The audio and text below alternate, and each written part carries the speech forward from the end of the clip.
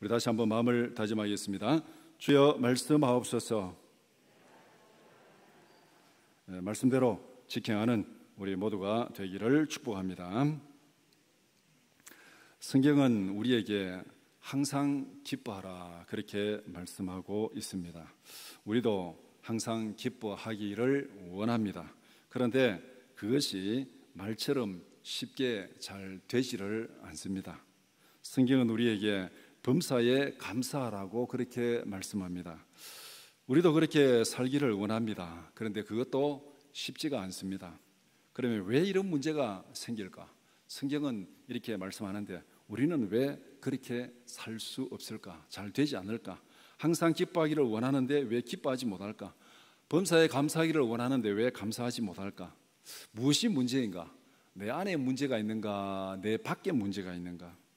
기쁨을 방해하는 장애물들이 도대체 무엇인가? 이런 장애물들을 극복할 수 있는 방법은 없는가? 적어도 우리는 살아가면서 하나님 앞에 기도하면서 성경을 읽으면서 이런 질문들을 가지고 하나님 앞에 기도하고 성경을 읽어야 합니다. 왜냐하면 질문이 있는 곳에 해답이 있습니다. 질문이 없으면 해답도 없습니다. 그냥 안 되는갑다 하고 포기하면 거기는 해답도 없습니다. 왜 이게 안 될까? 어떻게 하면 할 수 있을까? 이런 고민과 질문을 가지고 하나님 앞에 기도하고 말씀을 읽고 말씀을 들으면 하나님이 거기에서 해결책을 주신다는 것입니다. 그래서 오늘도 이런 질문을 가지고 오늘 이 본문 말씀을 함께 살펴보고자 합니다. 열왕기하 4장 8절에서 37절을 읽었습니다. 열왕기하 4장에 기록된 두 번째 기적입니다. 이 기적의 주인공은 수넴에 살던 한 귀한 여인입니다.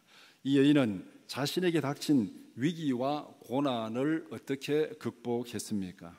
이 여인의 믿음과 삶이 우리에게 주는 도전이 무엇인지 오늘 이 말씀을 통해서 함께 살펴보고자 합니다. 본문을 두 단락으로 나누어서 살펴보고자 합니다. 첫 번째는 수넴 여인이 받은 은혜입니다. 8절에서 17절. 두 번째는 수넴 여인에게 닥친 고난 18절에서 37절입니다. 첫 번째, 수넴 여인이 받은 은혜입니다. 수넴 여인은 엘리사를 어떤 마음으로 대우하였습니까? 엘리사가 선지자가 수넴에 이르렀습니다. 수넴에서 한 여인이 엘리사를 극진히 대접했습니다. 엘리사를 대접한 여인을 이렇게 소개합니다. 한 귀한 여인. 그러니까 이름은 밝히지 않지만은 귀한 여인으로 소개합니다. 성경의 대부분의 경우에 여자들은 별로 이름을 밝히지 않는데 그래도 간혹 보면 아주 이름을 밝히는 그 여자들이 여러 명 있습니다. 근데 오늘 이 본문에서는 이름을 밝히지 않고 한 귀한 여인으로 그렇게 소개합니다. 여기서 귀한 여인, 아름다운 여인이라고 하지 않고 귀한 여인을 이렇게 말하고 있는데 여기서 귀한 여인은 부유하다. 오늘 이 본문의 내용을 보면 이 여자 이 집이 상당히 부유하다는 걸 알 수 있습니다. 부유하고 존경받는 여자다. 그러니까 이 남자들이 존경받는다 이렇게 말하는 것은 그때 농경 사회에서 흔히 있을 수 있는 일이지만 이 여자가 존경을 받는다. 이건 결국 또 쉽지 않은 일입니다. 자문에도 보면 현숙한 여인, 현숙한 여인을 말하고 있는데 아마 이 본문에 있는 이 여인은 거기에 해당되는 여인일 수 있습니다. 룻기서에서 보아스를 소개할 때 유력한 자라, 베들레헴에서 유력한 자라 이렇게 보아스를 소개했습니다. 그렇다면 오늘 이 본문의 이 여인은 쉽게 얘기하면 수넴에서 존경받는 여인, 아마 이렇게 소개하는 것이 이 여인에 대한 아주 정확한 소개일 것 같습니다. 이 수넴에서 부유한 집에 굉장히 존경받는 그 여인이다 이렇게 소개하고 있습니다. 이 수넴 여인은 엘리사를 하나님의 사자로 대우했습니다. 이 사람은 하나님의 거룩한 사람인 줄 내가 아노니 이렇게 말하고 있습니다. 이 사람은 하나님의 거룩한 사람인 줄 내가 아노니. 이 말은 다른 말로 말하면 하나님을 대하는 마음으로 엘리사를 대했다는 것입니다. 베델의 아이들과는 정반대의 모습을 보여주고 있죠. 엘리사가 이제 이 선지자로서 공식적으로 활동을 시작하면서 이렇게 만난 그 모습이 베델의 아이들이잖아요. 대머리여 꺼져라, 대머리여 꺼져라고 조롱하는 그 아이들의 모습과 지금 이 수넴 여인이 엘리사를 대하는 모습은 정반대의 모습을 보여주고 있습니다. 이 사람은 하나님의 거룩한 사람인 줄 내가 안다, 이렇게 말하고 있습니다. 하나님의 사자를 대하듯이, 하나님을 대하듯이 그렇게 지금 엘리사를 대우하고 있습니다. 그러면은 구체적으로 이 여인은 엘리사에게 어떤 편의를 제공했습니까? 오늘 본문에 있는 대로 보면은 수넴을 지날 때마다 음식을 대접했습니다. 그리고 성벽 위에 게스트룸을 만들어서 그 올 때마다 거기에 머무르고 편하게 지낼 수 있도록 그렇게 만들었습니다. 그리고 그 방에 가재도구, 가구를 이렇게 구비해놨는데 그 가구 항목을 하나하나 다 기록하고 있습니다. 침상과 책상과 의자와 촛대를 비치해 놓았습니다. 제가 이 성경을 읽으면서 이 방에 TV는 있었을까 없었을까? TV는 있었겠습니까? 없었겠습니까? 네, 물론 없었죠. 그때는 TV가 나오지도 않았으니까. 그러니까 침상과 책상과 의자와 촛대, 오늘 항목이 무엇을 얘기하고 있습니까? 하나님의 사람이 읽고 기도하고 휴식할 수 있는데 필요한 여러 가지 이거를 다 마련해 주었다는 것. 그러니까 선지자로서 사명에 집중할 수 있도록 모든 편의를 제공했다는 것입니다.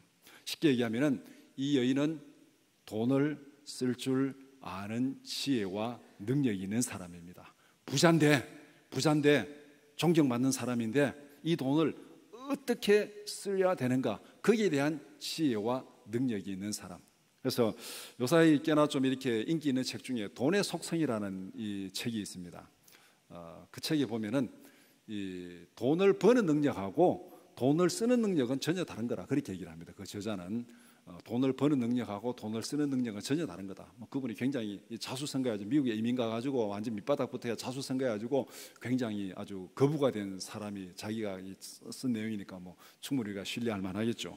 그러니까 돈을 버는 능력하고 돈을 쓰는 능력은 전혀 별개다. 그러면서 그 책에 이렇게 얘기합니다. 어떤 사람이 부자가 돼가지고 돈을 막 그냥 모아놓고 막 이게 구두쇠처럼 막 모아놓으면은 돈이 생각하기를 완전히 감옥에 갇혀 있다 생각하기 때문에 이 사람에게서는 안 된다, 빨리 탈출해야 되겠다. 그래서 기회만 되면은 돈을 탈출하고 떠나버린다는 거예요. 그리고 돈을 쓰는데 막 술 마시고 도박하고 막 이런 데 가서 막 쓰면은 돈이 생각할 때 이 사람에게 있어가지고 우리가 대우를 받지 못한다, 이렇게 우리를 무시해가지고 여기 있을 수 있겠냐 하고 돈이 다 떠나가 버린답니다. 또 재밌는 얘기는 돈을 쓸 때 아주 존경받는 일이 귀한 일에 쓰면은 돈이 자기가 아주 막 존중받는다 생각하기 때문에 옆에 그 지켜보던 친구들을 다 데리고, 친구 돈들을 데리고 그 사람에게 온대요. 이것이 그 사람이 말하는, 그 저자가 말하는 이 돈의 속성, 부자가 되는 원리를 그렇게 얘기하고 있습니다. 아마 그렇게 본다면은 이 여인은 정말 부자인데 돈을 어떻게 쓸 줄 아는 지혜가 있고 돈을 잘 쓰는 능력이 있는 그런 사람입니다. 그래서 선지자가 이 모든 것을 하나님의 이렇게 순회하면서 이 하나님의 이 민족을 잘 지도하고 가르치는 그 일에 필요한 모든 것, 사역을 잘 감당할 수 있도록, 사역에 집중할 수 있도록 편의를 이렇게 잘 제공해 주는. 그래서 특별히 오늘 이 본문의 방에다가 침상, 책상, 의자, 촛대 이렇게 지금 딱 설명을 하고 있습니다. 그러면 적어도 여러분도 그걸 한번 생각해 보시기 바랍니다. 여러분이 집에 가면은 내가 정말 조용하게 성경을 읽고 기도할 수 있는 공간이 있는가? TV는 멋있게 다 앞에 모셔놨는데 막상 기도하려고 그러면 책상도 없고 스탠드도 없고 그렇지는 않을까? 한번 고민을 해보시기 바랍니다. 정말 하나님 앞에 성경을 읽고 기도할 수 있는 그런 조용한 공간이 우리 집에는 준비되어 있는가? 그것을 한번 생각해 보면은 오늘 이 본문에서 지금 이 게스트룸에 이런 가구를 준비해 둔 그 의도, 그것을 우리가 충분히 알 수가 있습니다. 엘리사는 수넴 여인의 배려에 어떻게 보답하기를 원했습니까? 엘리사는 수넴 여인의 배려에 감동했습니다. 감동을 받은 엘리사는 어떤 방법으로든 보답하고 싶었습니다. 그래서 그 여인을 불러가지고 13절에 보면은 내가 너를 위하여 무엇을 하랴 이렇게 질문합니다. 내가 너를 위하여 무엇을 하랴. 너가 이렇게 우리를 이렇게 세심하게 배려를 하고 있는데 내가 너를 위해서 무엇을 하랴 말해라. 그러면은 왕이나 사령관에게 무슨 뭐 부탁할 거 없냐? 내가 충분히 그를 능력이 있다. 이 엘리사는 이 엘리야 선지자하고는 달라가지고 이 정치권에 굉장히 영향력이 있는 그런 선지자입니다. 이 하는 사역을 쭉 보면은 그러니까 왕이나 사령관에게 말하면은 내가 다 들어주겠다. 그러니까 그 지역에서 부자이기 때문에 부자는 관리해야 될 게 많잖아요. 그러니까 때로는 이렇게 이 권력의 이 도움이 좀 필요한 사람들이 부자일 수 있습니다. 그래서 그런 부탁이 있으면은 얘기해라. 내가 들어주겠다. 이렇게 얘기를 합니다. 엘리사의 질문에 여인은 이렇게 답변합니다. 나는 내 백성 중에 거주하나이다. 이 의미를 간단히 정리하면은 나는 이웃들과 평안하고 화목하게 잘 살고 있습니다. 부자가 간혹 이렇게 주위에 또 갈등을 겪을 수도 있는데 나는 이웃들과 편안하고 평안하게 잘 살고 있습니다. 전혀 뭐 청탁하거나 뭐 이렇게 할 거 아쉬운 게 없습니다. 그 다음에 또 한편으로는 선지자를 대접하는 것은 내가 무슨 보상을 바라고 하는 것 아닙니다. 내가 진심으로 그냥 하나님을 대하는 마음으로 하고 있습니다. 그러니까 내가 지금 부족한 것도 없고 내가 선지자에게 무슨 보상을 바라고 이렇게 하는 것도 아닙니다. 그냥 나는 하나님 앞에 내가 할 일을 하고 있습니다. 이런 답변입니다. 그러니까 쉽게 얘기하면 청원도 없고 구할 것도 없고 이것은 진심으로 한 것이다. 그 얘기입니다. 내가 더 이상 구할 것도 없고 청원도 없고 진심으로 했습니다. 선지자는 게하시를 통해서 그 여인의 필요를 들었습니다. 그러니까 이 선지자가 이거 도무지 뭐 좀 이렇게 보답해주고 싶은데 아무것도 필요 없다 그러니까 우리가 이거 어떻게 했으면 좋겠냐 이렇게 말하니까 게하시가 이제 선지자에게 일러줍니다. 그 여인에게 아들이 없습니다. 아들이 없습니다. 그런데 이렇게 보면은 뭐 아들을 필요합니다. 기도해 주세요. 이렇게 말할 법도 했는데 이 여자는 그런 얘기를 안 했습니다. 그래서 선지자에게 아들이 없다고 게하시가 얘기를 했습니다. 그래서 다시 선지자가 그 여인을 불렀습니다. 16절에 한 해가 지나 이때쯤에 내가 아들을 안으리라. 그런데 이 약속에 대해서 선지자가 이 여인이 그것을 믿고 받아들였냐면은 믿고 받아들이지 않았습니다. 그거는 뭐 안 되는 얘기입니다. 크게 기도하지 않고 나를 속이지 마소서. 우리가 지금 뭐 아들이 낳을 것 같으면 벌써 낳았지 지금까지 있겠습니까? 어떻게 보면은 이 창세기에서 사라의 웃음, 사라에게 아들이 있으라니까 뒤에서 장막 뒤에서 웃었다고 그렇게 얘기를 하고 있잖아요. 그러니까 상식적으로 있을 수 없는 일이라고 믿지도 않고 받아들이지도 않았습니다. 우리는 여기서 이 여인의 진심을 읽어야 됩니다. 하나님과 거래하려고 하지 말라는 것. 우리가 간혹 하나님 앞에 열심히 봉사하고 하나님 앞에 열심히 수고하고 충성할 수 있습니다. 그런데 뭔가 대가를 바라고 한다면은 그것은 하나님과 거래하는 것입니다. 내가 이렇게 하면은 하나님 내게 이렇게 주실 것이다. 그러니까 어떻게 보면은 이 수고하고 봉사하는 모든 동기가 하나님이 내게 이렇게 주실 것이라는 그 대가를 바라고 하는 것. 대가를 바라고 한다면은 이거는 거래하는 것이죠. 진심으로 하나님을 경외하고 감사함으로 충성하는 것, 그것이 우리 하나님 앞에 진실로 헌신하는 겁니다. 현재 내가 받은 이 은혜, 구원의 은혜, 내가 받은 이 은혜로 이것으로도 내가 마땅히 해야 될 일을 하는 것, 이것이 하나님 앞에 우리가 진심으로 충성하고 봉사하는 것입니다. 우리가 하나님에 대해서, 하나님의 사람에 대해서 해야 할 일이 바로 이것입니다. 뭔가를 대가를 바라고 하는 것이 아니라 지금 현재 내게 베푸신 그 은혜, 구원의 은혜 주신 이 모든 은사를 가지고 내가 지금 마땅히 해야 될 일, 그 일에 충성하는 것, 그 모습이 오늘 이 본문에서 이 수넴 여인이 하고 있는 모습입니다. 청원할 것도 없고 구할 것도 없고 나는 내가 마땅히 할 일을 할 뿐입니다. 그런 자세로 지금 이 엘리사 선지자에게 아주 세밀하게 극진하게 배려를 하고 있습니다. 엘리사가 약속한 것은 어떻게 되었습니까? 엘리사가 약속한 대로 여인이 아들을 낳았습니다. 그런데 여기서 우리가 하나 생각해 볼 것은 이 여인은 아들을 구하지도 않았습니다. 구하지도 않았어요. 그런데 앞에 또 이 한나의 경우에 보면은 아들을 달라고 간절히 기도했습니다. 아들을 달라고 간절히 기도했습니다. 그래서 한나는 아들을 낳았어요. 그런데 이 여인은 아들이 없었는데 부자고 존경을 받는데 아들이 없어요. 굉장히 어떻게 보면은 좀 절망적인 상황이죠. 부자고 존경받는데 아들이 없으니까 이게 참 희망이 없는 그 집일 수도 있습니다. 그런데 아들을 구하지도 않았습니다. 그 다음에 여인이 선지자의 약속을 믿었습니까? 내년 이맘때에 아들을 낳으리라 할 때 그 약속을 믿지도 않았습니다. 16절에 보면은 여인이 이르되 아니로소이다. 내 주 하나님의 사람이여 당신의 계집종을 속이지 마옵소서 하니라. 그럼 도대체 뭐냐? 구하지도 않았고 믿지도 않았습니다. 우리가 생각할 때 뭐 이렇게 열심히 간절히 구해야 하나님이 주시고 또 그걸 믿음으로 구해야 주시고 우리는 늘 성경에서 그렇게 듣고 그렇게 하고 그렇게 하기를 원합니다. 그런데 오늘 본문에 보면은 이 여인은 구하지도 않았고 믿지도 않았습니다. 그런데 하나님은 구하지도 않고 믿지도 않은 아들을 주셨습니다. 그야말로 하나님께서 기쁘신 뜻을 따라 주신 은혜입니다. 하나님이 기쁘신 뜻을 따라 주신 은혜입니다. 그러니까 이 본문에서 간단히 얘기하면은 여인은 하나님 앞에서 자신이 마땅히 해야 할 일을 했습니다. 무엇을 구하거나 기대하거나 하지 않고 하나님 앞에서 지금 현재 상황에서 자신이 해야 될 일이 뭔가 그것을 마땅히 해야 될 그 일을 했습니다. 그 이상도 그 이하도 아니에요. 그 다음에 하나님 편에서 보니까 하나님은 이 여인에게 자신이 기뻐하시는 일을 했습니다. 하나님 편에서 볼 때 내가 어떻게 하면 이 여인의 마음을 기쁘게 할까? 하나님은 하나님 편에서 자신이 기뻐하는 일을 했고 여인은 여인 편에서 자기가 생각할 때 내가 마땅히 해야 될 일이 뭔가 그렇게 한 겁니다. 그러니까 뭐를 거기에 기대하거나 뭐를 구하거나 하지 않고 여인은 자기가 마땅히 할 일을 했고 하나님은 자신이 기뻐하시는 일을 했습니다. 이것이 전부입니다. 그 이상도 그 이하도 아닙니다. 결과보다는 자신이 마땅히 해야 할 일에 집중하자. 결과는 하나님이 줄 수도 있고 주지 않을 수도 있습니다. 그것은 하나님의 기쁘신 뜻을 따라서 하나님이 기뻐하시면 주실 것이고 하나님이 기뻐하시면 안 주실 것이고 유익하면 주실 것이고 유익하지 않으면 안 주실 것이고 그거는 전적으로 하나님의 소관입니다. 그러니까 중요한 것은 내가 지금 마땅히 해야 될 일 거기에 충성하면 되는 거다. 그 이상은 하나님이 알아서 하실 일이다. 그것이 바로 오늘 이 본문에서 말씀하고 있습니다.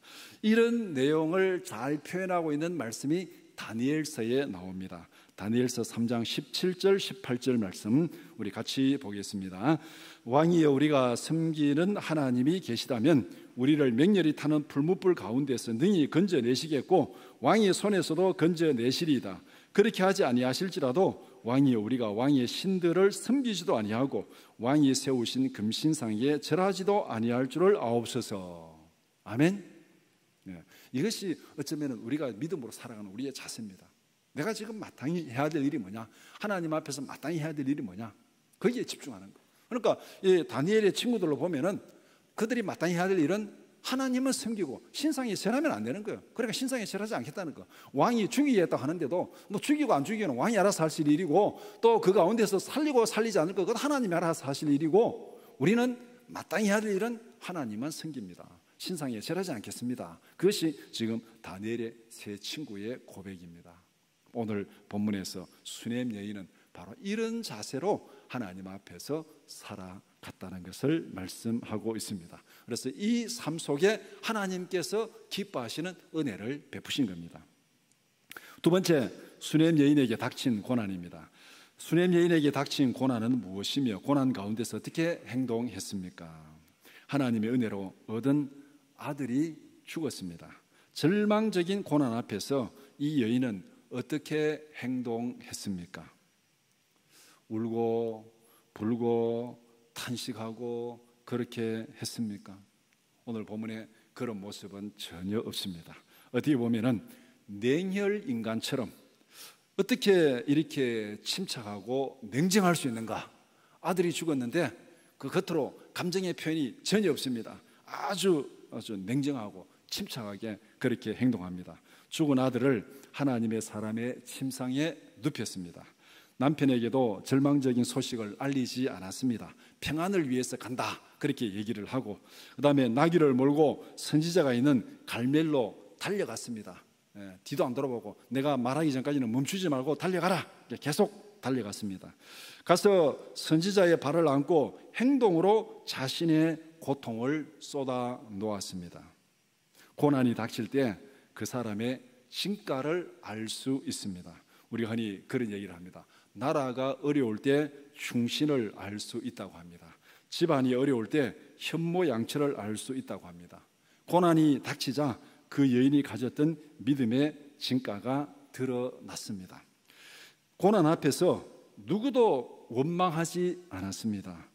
탄식하지도 않았습니다. 오로지 하나님 앞에 자신의 고통과 아픔을 쏟아 놓았습니다. 이 여인은 진짜 성숙한 믿음의 사람이었고 진짜 강한 사람이었고 어떻게 보면 본문인대로 진짜 귀한 사람이었습니다. 절망적인 고난 앞에서 이것을 누구에게 탄식하고 막 감정적으로 막 이렇게 막 부르짖고 그렇게 하지 아니하고 정말 하나님 앞에서 자기의 모든 고통과 아픔을 쏟아놓는 것. 어떻게 보면은 이런 어떤 의미겠습니까? 이 아들을 주신 것도 하나님이 주신 것이잖아요. 전적으로 하나님이, 자기가 원하지도 않고 기도하지도 않았습니다. 하나님이 주신 거예요. 그러면은 이 아들이 죽었을 때 누구에게 쏟아놔야 되겠습니까? 하나님께 쏟아놔야 되는 거죠. 이거는 주신 욥이 고백한 대로 주신 자도 하나님이시고 거둬가신 자도 하나님이신 거예요. 그러면은 우리가 다른 사람 앞에 원망하고 불평하고 부르짖을 이유가 없다는 겁니다. 하나님과 해결할 문제죠. 주신 분도 하나님이고 가져가신 분도 하나님이니까 아주 이런 면에 있어서 이 여인은 굉장히 냉철하게 지금 하나님께 집중하는, 또 자기의 모든 고통을 하나님께 쏟아놓는 그 모습을 보여주고 있습니다. 선지자에게 달려간 여인은 어떤 간청을 했습니까? 이 여인은 선지자에게 두 마디 말을 했습니다. 첫 번째, 내가 내 주께 아들을 구하더이까. 28절에 보면은 여인이 이르되 내가 내 주께 아들을 구하더이까. 나를 속이지 말라고 내가 말하지 아니하더이까 하니. 이 말을 언뜻 들으면은 선지자를 굉장히 원망하고 불평하는 것처럼 들릴 수 있는데 이것은 현재 자신이 겪고 있는 고통을 그대로 다 쏟아놓는 거예요. 지금 이 여인이 겪고 있는 고통이 뭐냐는 걸 다 쏟아놓는 거예요. 처음부터 아들이 없었습니다. 근데 아들을 막 구하지도 않았어요. 그런데 아들을 줬어요. 그러면 그 아들 잘 성장해야 되는데 줬다가 뺏어간 거예요. 아들이 없어가지고 마음에 왜 부담이 없고 왜 고통이 없었겠습니까? 그때 사회에서. 그렇지만은 구하지는 않았어요. 그런데 아들을 주었는데 그 아들을 빼앗아갔습니다. 그 고통이 얼마나 크겠습니까? 처음부터 아들이 없이 지나왔으면은 이런 고통도 없겠죠. 그런데 원하지도 않는 아들을 주었다가 빼앗아갔으니 그 고통이, 이 여인의 고통이, 이 어머니의 고통이 얼마나 크겠습니까? 그것이 바로 이 28절에서 말한 이 내용이 지금 이 여인이 마음속에 가지고 있는 그 고통이 어떤 것인지를 그대로 쏟아놓은 것입니다. 아들이 없는 내게 아들을 주셨다가 아들을 빼앗아갔으니 내가 지금 얼마나 지금 고통 가운데 있겠습니까? 얼마나 힘들겠습니까? 이 얘기를 지금 선지자에게 쏟아놓고 있습니다. 자신의 고통을 그대로 쏟아놓는 거예요. 그대로. 그 다음에 두 번째, 내가 당신을 떠나지 아니하리이다. 30절 말씀에 아이의 어머니가 이르되 여호와께서 살아계심과 당신의 혼이 살아계심을 두고 맹세하노니 내가 당신을 떠나지 아니하리이다. 엘리사가 이에 일어나 여인을 따라가니라. 내가 당신을 떠나지 않겠다. 하나님의 살아계심을 두고 내 영혼이 살아있음을 두고 맹세하노니 내가 떠나지 않겠다. 이 말이 뭐겠습니까? 죽은 아들을 위해서 하나님께 매달리는 간절한 심정을 표현하고 있습니다. 이것이 고난에 직면한 현실을 돌파하는 힘과 능력입니다. 하나님 앞에 우리 자신의 고통을 그대로 다 쏟아놓고 사람들 앞에서는 전혀 내색이 없습니다. 그런데 하나님 앞에는 있는 그대로 다 고난을 쏟아놓고 그것을 위해서 생명 걸고 하나님 앞에 매달리는 그 모습. 사람들 앞에는 평안이고 사람들 앞에는 냉철하고 사람들 앞에는 아무 감정의 요동도 없습니다. 그런데 하나님 앞에서 그의 모든 것을 쏟아놓고 그 모든 고통을 쏟아놓고 생명 걸고 거기에 매달리는 이 여인의 모습, 정말로 강한 모습이고 정말로 성숙한 모습이죠. 이것이 현실의 고난과 고통을 돌파하는 힘과 능력입니다. 여인의 간청을 들은 선지자는 어떻게 했습니까? 처음에는 게하시를 보냈습니다. 지팡이를 줘가지고 게하시를 보냈어요. 28절 말을 딱 듣는 순간에 내가 이 아들을 원했습니까? 내가 이것을 나를 속이지 말라고 말하지 않았습니까? 이 말을 딱 하는 순간에 선지자는 알았습니다. 그래서 지팡이 주고 게하시 가서 그 아이 위에 올려놓으라고 했는데 이 여인이 뭐라 했습니까? 내가 절대 당신 떠나지 않겠다.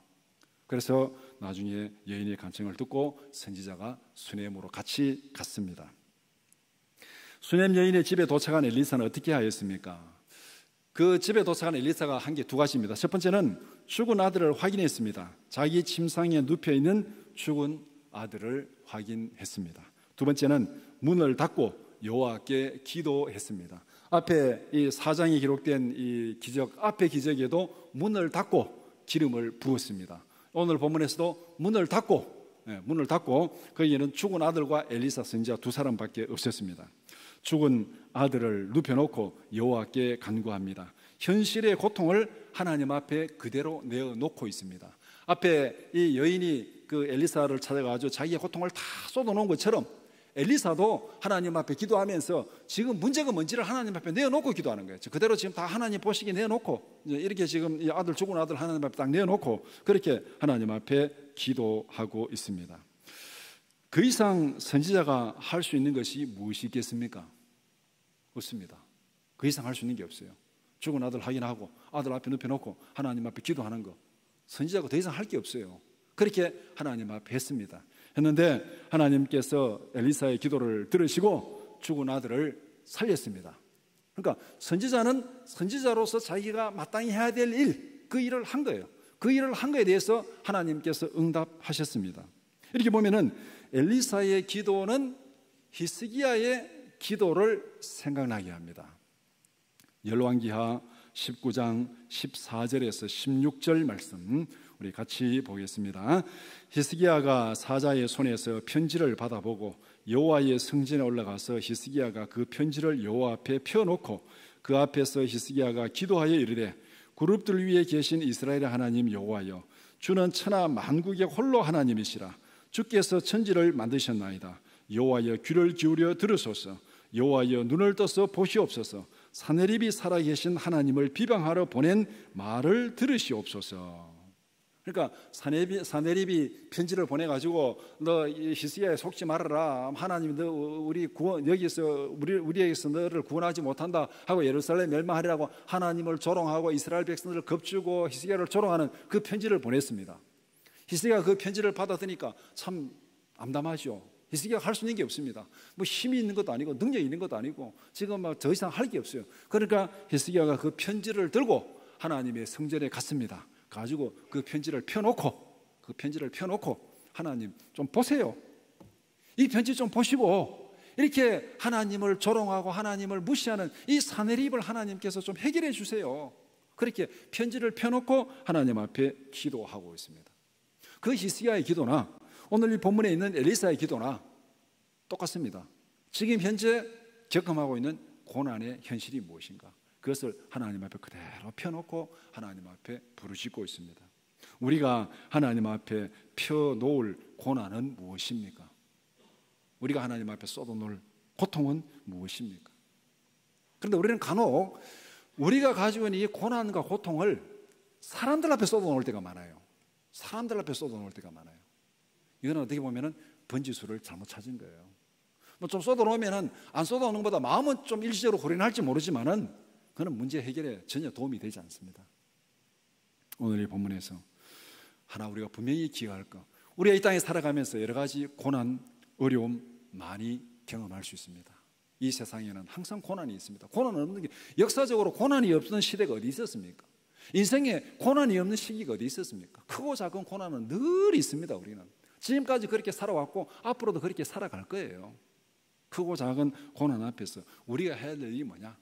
이 고난과 고통 늘 닥치는데 이것을 하나님 앞에 펴놓자. 하나님 앞에 펴놓자. 내가 마음에 고개 묻어두지 말고 내게 있는 고난과 고통을 하나님 앞에 다 펴놓자. 그냥 다 풀어서 펴놓고 그 다음에 하나님 앞에 부르짖어 매달리자. 그것이 우리가 할 수 있는 일입니다. 그 이상도 없고 그 이하도 없습니다. 우리의 고통과 고난을 하나님 앞에 다 펴놓고 새벽마다 하나님 앞에 부르짖는, 간청하는 우리 모두가 되기를 축복합니다. 말씀을 정리해 봅시다. 수넴에 사는 한 귀한 여인의 이야기를 살펴보았습니다. 그 여인은 부자요 존경받는 여인이었습니다. 그 여인은 하나님이 기뻐하시는 일에 돈을 쓸 줄 아는 여인이었습니다. 그 여인은 형통할 때나 고난의 때나 오직 하나님께 집중하는 믿음의 사람이었습니다. 그 여인에게도 견디기 힘든 고난과 고통이 있었습니다. 그러나 그 여인은 고난 앞에서 절망하지 않았습니다. 견디기 힘든 고통 앞에서 흔들리지도 않았습니다. 오직 하나님께 집중하면서 그 힘든 고난의 터널을 통과했습니다. 오직 하나님께 집중하는 믿음과 기도, 오직 하나님의 기쁘신 뜻에 집중하는 삶의 자세, 이것이 현실의 장애물들을 극복하고 믿음의 삶을 살아가게 하는 원동력입니다. 이 여인에게도 큰 고난이 있었고 고통이 있었지만 이 여인의 삶의 자세는 그 이전이나 그 이후나 흔들리지 않았습니다.